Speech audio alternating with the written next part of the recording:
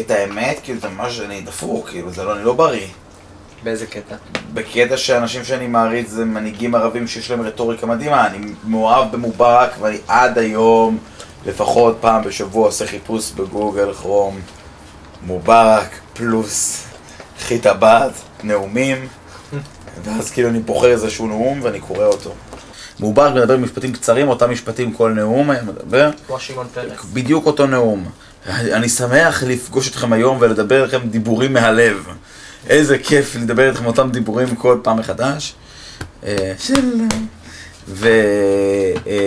איך קוראים לזה? סדאם חוסיין היה גאון, סדאם חוסיין היה מקריא שירים שהוא כותב בתוך הנאומים שלו. מה אתה אומר? יש לי במחשב נאומים שלו. מה עם בן לאדן? בן לאדן הוא סתם ערבי.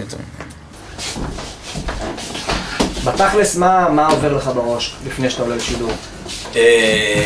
מה עובר לי בראש? איזה דברים, איזה משפט חדש אני אתן עכשיו, איזה מסר אני אעביר, איך יהיה הרעיון, מי יהיה האורחים שיהיו מולי, איך אני יודע שלא מתקילים אותי באיזשהו משהו שבטעות אני לא יודע. מה המסר המרכזי שלך עכשיו? מה אתה הולך להגיד בשורה? באמת רציתי להגיד נעם, אסמאוקה מומתז. אוקיי, רציתי להגיד שוקרן לק. רציתי להגיד שעדיף להיות מפגין סורי במג'דל שמס מול ישראל מאשר מפגין סורי במקום אחר בסוריה, אבל המסר שלנו אמור פחות להתמקד בסוריה, אז אני אדבר יותר על זה שמדינת ישראל זה לא איזשהו יצור מלאכותי שקיים פה ואתם מתי שתבואו תרצו להפר את הגבול שלנו, את הריבונות שלנו, תעשו את זה. אלא שזה יהיה מסר שיהיה מאוד ברור שאנחנו כאן כדי להישאר ואנחנו לא כל מי שבא לו עכשיו לחתוך את הגדר ולהיכנס לארץ ולעשות מה שבא לו יכול לעשות את זה, זה באופן כללי. זה מדליק אותך תוך כדי שידור לפעמים או שאתה מראש אתה יודע היום אני בא לתת שואו? יש שני דברים.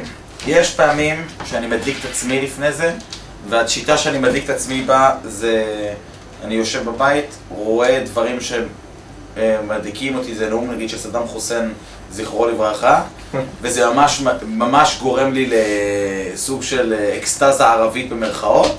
נראה לי תמיד שאתה, זה חשוב לך, שאתה נלחם על זה בצורה רגשית. כזה, מה, תחשוב, זה השואו. זה אתה נגד העולם. זה אחד הדברים אם לא כמו שאומרים, אבל תכלס, מה? אתה מדינת ישראל פה עכשיו. נראה טוב? כאילו במידת האפשר.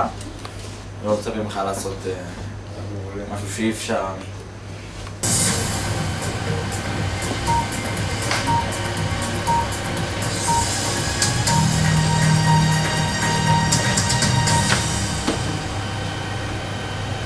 وينضم إلينا من تل أبيب أفكداي أدرعي المتحدث باسم الجيش الإسرائيلي. سيد أدرعي لو فسرت لنا ما قاله رئيس الحكومة الإسرائيلية أن هذه التظاهرات هي ضد الوجود الإسرائيلي. لو أكملت جملة وفصل يعني أنا جملة ووضع الموقع الإسرائيلي. مئات الأشخاص تركوا الحدود، اجتازوا الحدود، وصلوا للأراضي الإسرائيلية، تصرفوا في الأرض داخل الأراضي الإسرائيلية. هذا لن يحدث في أي حال من الأحوال في أي دولة ديمقراطية أو دولة ذات السياسة. أعتقد أن اليوم أصبح مفهوما للجميع بأن إسرائيل لا هي دولة موجودة، لا يمكن أن وإن اعترفتم بذلك أم لا فإسرائيل موجودة ولها قوة دفاعية ولا يمكن خرق سيادتها بأي حال من الأحوال. وأعتقد أن الأشخاص الذين تظاهروا اليوم عندما تظاهروا بشكل سلمي فكان ما حدث أي شيء في الدفاع الإسرائيلي لم يتدخل في هذه الشؤون، ولكن عندما خرقت سيادتنا، عندما خرق قانوننا، عندما خرقت كراماتنا فهذا دفعنا إلى الرد والسلوك.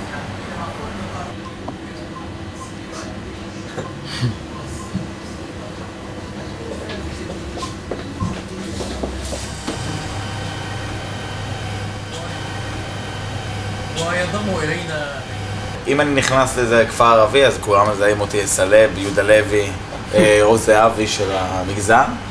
באיזה ארומה בכפר ערבי שנסענו לפעמים לא להזכיר את שמו.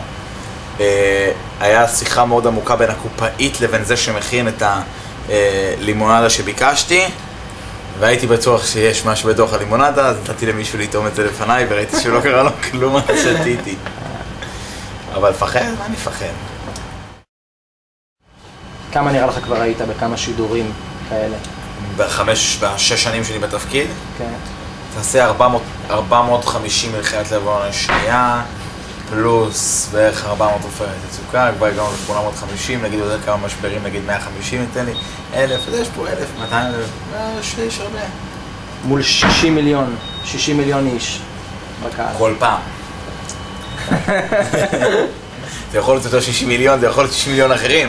כן. יכול להיות שהגעתי לכל המיליארד המוסלמים. من جديد إلى أفيخاي أدرعي المتحدث باسم الجيش الإسرائيلي من تل أبيب.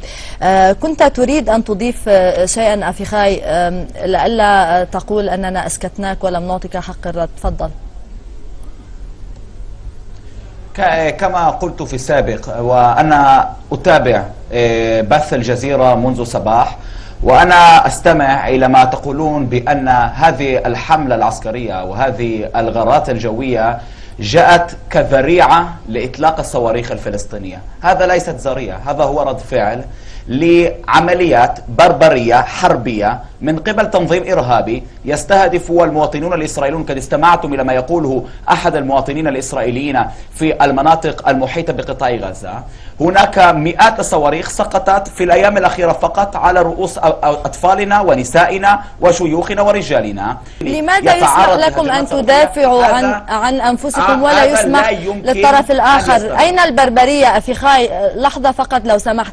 البربرية هي أن تذهب إلى مهرجانات ختامية وتطلب تصريحات نارية وتهدد إسرائيل وتتوعد المواطنين الإسرائيليين إلى ما بعد أشدروت وما بعد أشكلون وكل هذه العبارات التي استمعنا إليها، بدلا من أن تستمر طاقاتك وأن تستمر أموالك بشراء الحاجات اليومية للمواطن الفلسطيني. هذه هي البربرية. تلقوا الرد الفعل الإسرائيلي والآن فكروا من جديد، ما هو المستقبل؟ هل تريدون نزيف الدم؟ هل تريدون دائرة الحرب والعنف؟ لماذا لا توقفوا هذه العمليات التي لا فائدة منها؟ وصلت الفكرة. نعم. أفيخاي أدرعي المتحدث باسم الجيش الإسرائيلي من تل أبيب، نشكر مشاركتك. יש רגע שאתה מצטער עליו? משהו שאמרת? יש דברים שאני כאילו לא בדקתי אותם עד הסוף. מלחמת לבנון השנייה, אני בדרך לרעיון באל-ערבייה.